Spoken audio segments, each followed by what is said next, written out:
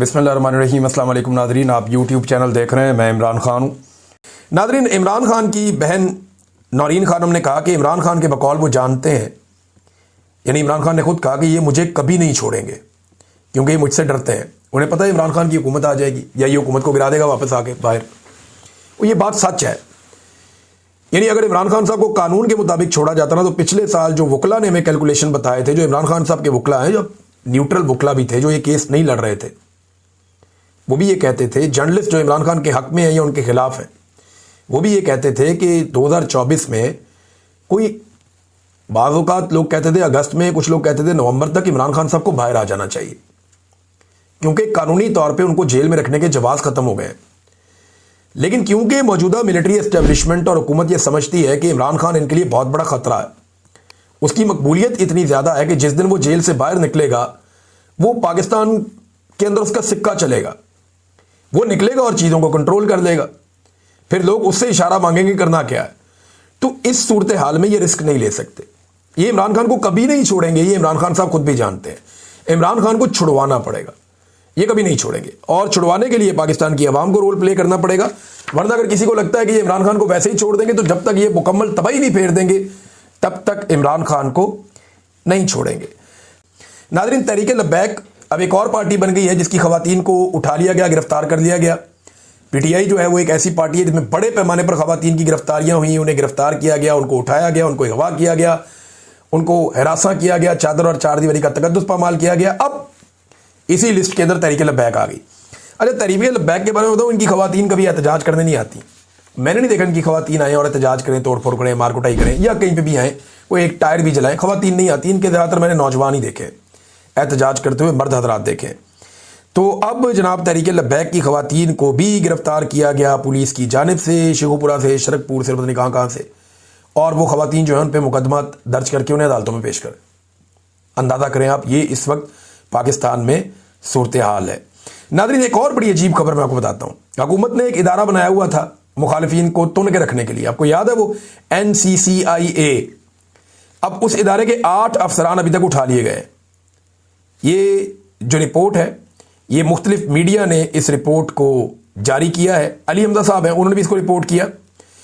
माजिद निज़ामी साहब हैं, उन्होंने भी इसको रिपोर्ट किया कि दूसरों को उठाने वाले अपने पेटी भाई भी गायब करना शुरू हो गए। लाहौर से, इस्लामाबाद से और गुजरावाला से NCCI के कई अफसरान को एक एक करके उठा लिया गया। लाहौर से पता चलता है कि 6 उठाए गए हैं, एक गुजरावाला से और एक इस्लामाबाद से उठाया गया। अब ये अपने बंदे उठा रहे हैं। देखिए, अगर किसी ने गलत किया तो उसको गिरफ्तार करें ना, कानून के मुताबिक उसको कटहरे में लेकर आएं, उसकी इंक्वायरी करें, उसके सबूत इकट्ठे करें। लेकिन क्योंकि पाकिस्तान में एक सिलसिला चल पड़ा, सबसे आसान बंदा अगवा करो, ले जाओ, गायब करो, मारो, कुटो, जलील करो।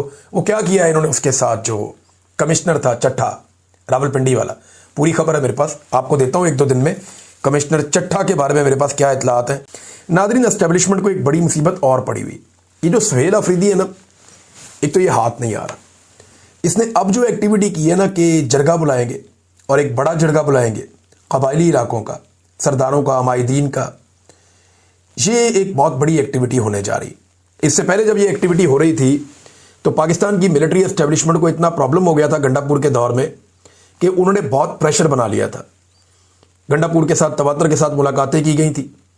फिर हमने देखा वहाँ पे एक पुलिस का ऑपरेशन भी हुआ था जिसमें पैरामिलिट्री भी मौजूद थी। और फिर वहाँ पे कुछ लोग जो हैं वो जाँ बहक भी हो गए थे।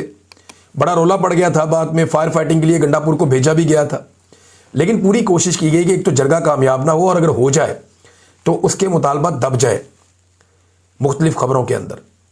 अब दोबारा जरगा बुलाया जा रहा है और बड़ा जरगा बुलाया जा रहा है।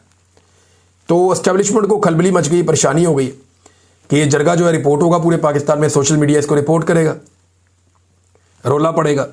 और खैबर पख्तूनख्वा की जो हुकूमत है वो इसको खुद कर रही है, तो वो सिस्टम से भी इसको सपोर्ट लेकर देगी। लेकिन एक मेरी गुजारिश है कि खैबर पख्तूनख्वा की हुकूमत को, या पाकिस्तान तहरीक इंसाफ की जो हुकूमत है खैबर पख्तूनख्वा में, उन्हें हर लिहाज से इस जरगे की सिक्योरिटी का ख़ास ख्याल रखना होगा। और उन्हें ख़ास ख्याल रखना भी चाहिए क्योंकि ये बहुत इम्पॉर्टेंट जरगा है और दुश्मन इसे सबोटाज करने की कोशिश कर सकता है। जो दहशतगर्द है वो इसका फ़ायदा उठाने की कोशिश कर सकते हैं। लिहाजा इसमें जो है वो कोशिश की जाए कि ऐसा कुछ ना हो। नाज़रीन, इसराइल ने अमली तौर पर जो जंगबंदी है वो ख़त्म कर दी। मैं आपको जब ये कह रहा हूँ तो जिम्मेदारी के साथ कह रहा हूँ। खबरें आ गई हैं पूरी दुनिया से, खबरें ये आ गई हैं कि इसराइल ने मुहासरा बहाल कर लिया। इमदादी जो सरगर्मियाँ हो रही थी, जो फ़लस्तीनियों के लिए खाना आ रहा था, पानी आ रहा था, दवाइयाँ आ रही थी, इमदाद आ रही थी, वो सारा सिलसिला भी इसराइल ने रोक दिया है और बमबारी भी शुरू कर दी है। हमास का स्टेटमेंट भी आ गया, एक इसराइली वज़ीर का स्टेटमेंट भी आ गया। वज़ीर दिफा जो है इसराइल का, उसने हमास के खिलाफ सख्त कार्रवाई का हुक्म दे डाला है। 20 मुकामात पर फ़िज़ाई हमले इसराइल ने किए हैं गुज़िश्ता 24 घंटों में, 20 मुकामात पे। और ये भी जंगबंदी है जिसके ऊपर पाकिस्तान दस्तखत करके इतरा रहा है, जिस पे रोज़ाना की बुनियाद पे हाफिज़ ताहिर अशरफी साहब कहते हैं जनाब कि ये तो फील्ड मार्शल और शहबाज शरीफ को क्रेडिट चाहता है, इनके खाते में डालते हैं। तो और ये कहते हैं जी डोनाल्ड ट्रंप को क्रेडिट चाहता है। ये उन सारों को क्रेडिट चाहता है जो बमबारी हो रही है, जो इसके अंदर शामिल थे। बहरहाल हमास ने क्या कहा, मेरे ख्याल में पहले वो सुन ले। हमास ने कहा कि हमने मुआहदे की मुकम्मल पाबंदी की है, कोई खिलाफ वर्जी नहीं की। काबिज़ इसराइल ने पहले दिन से मुआहदा तोड़ा है और आम शहरियों पर हमले किए, इमदाद रोकी है, ख़वातीन और बच्चों को रिहा नहीं किया, शहदा की लाशों की बेहुरमती की है, तबाही का जिम्मेदार इसराइल है। ये जनाब हमास का स्टेटमेंट है। RTE उर्दू के ऊपर ये स्टेटमेंट छपा है। अब यहाँ पे एक और स्टेटमेंट है, एक इंटरव्यू चल रहा था और ये इसराइली टेलीविज़न है जिसके ऊपर ये इंटरव्यू चल रहा था, क्योंकि उसमें जो अबरानी ज़बान है वो लिखी हुई है, जो वो इसराइली बोलते हैं, और वो उसी तरह उसका रस्मुल ख़त भी अलग है। इसमें जो है ना वो एक बिन गवीर उनका एक वज़ीर है, वो ये कहता है कि अब जबकि हमें यरगमाली वापस मिल गए हैं, यानी जो हमारे लोग हमास की कैद में थे, जब हमें वो सारे वापस मिल गए हैं, हमें दोबारा जंग में वापस आना चाहिए और गज़ा पर जहन्नुम के दरवाजे खोल देने चाहिए। ये जनाब इसराइली वज़ीर कह रहा है। और इसके ऊपर अभी तक ना अमेरिका की कोई मजम्मत आई, ना पाकिस्तान की कोई मजम्मत आई, और लगातार अटैक हो रहे हैं, हमले नहीं रुक रहे जो किए जा रहे हैं लगातार फ़लस्तीनियों के ऊपर। तो अब पाकिस्तान में जो ताशे बजाने वाले लोग थे वो जवाब दें ना। नाज़रीन, ख्वाजा आसिफ साहब के मैं स्टेटमेंट्स देख रहा था, ये तो शर्मिंदा भी नहीं होते। यानी इस उम्र में आके बंदा कम से कम ये कर लेता ना कि मेरी उम्र की शर्म हो जाए, यानी शर्मिंदा भी नहीं होते। बहुत अजीब किस्म की डिटाई है।